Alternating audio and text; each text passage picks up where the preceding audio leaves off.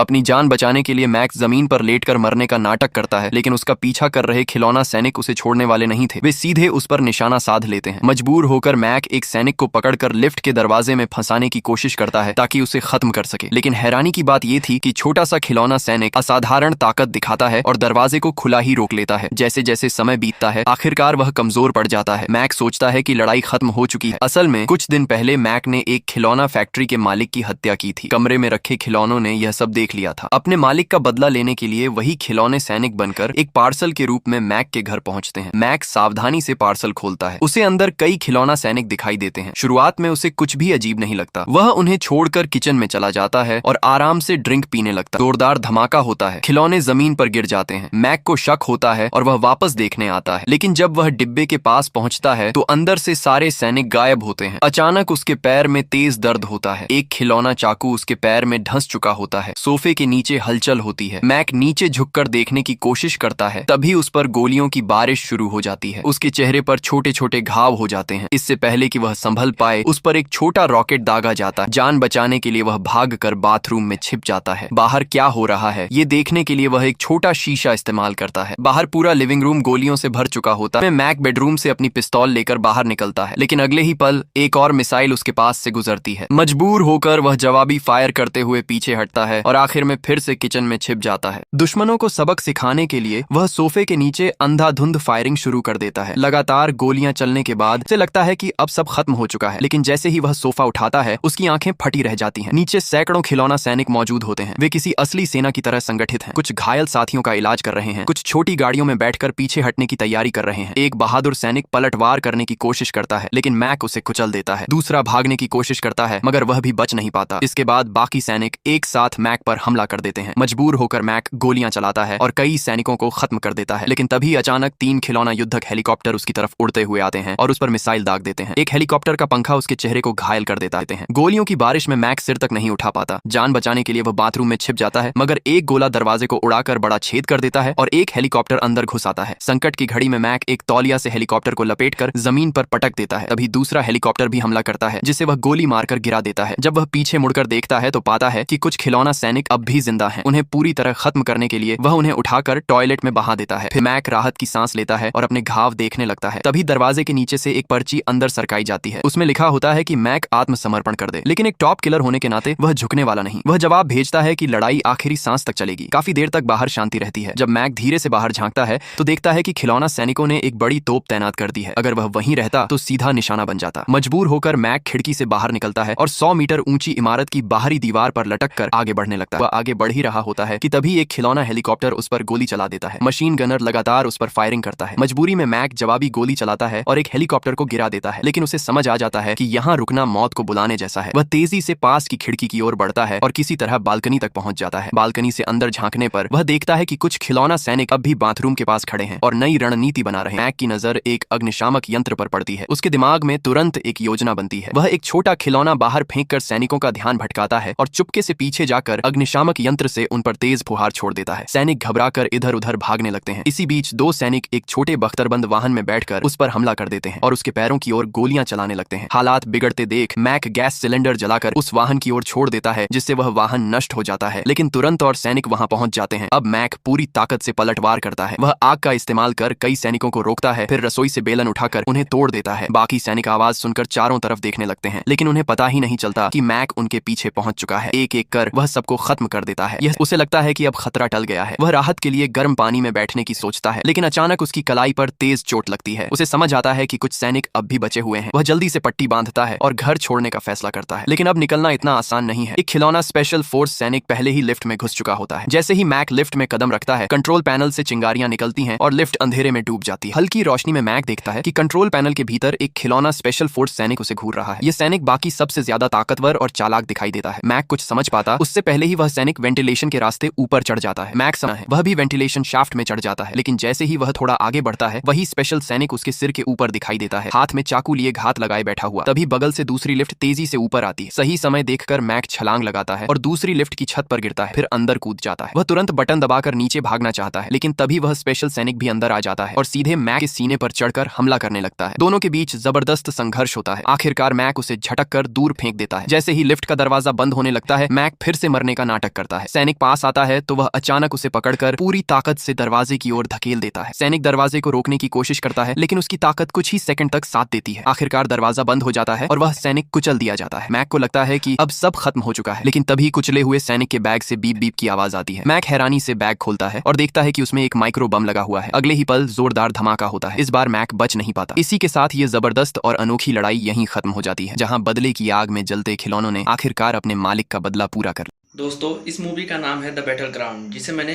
AI voice से generate किया है, एक्सप्लेन किया है। इस मूवी को आप लोग डाउनलोड करके भी देख सकते हैं और यह मूवी नेटफ्लिक्स पे भी अवेलेबल है।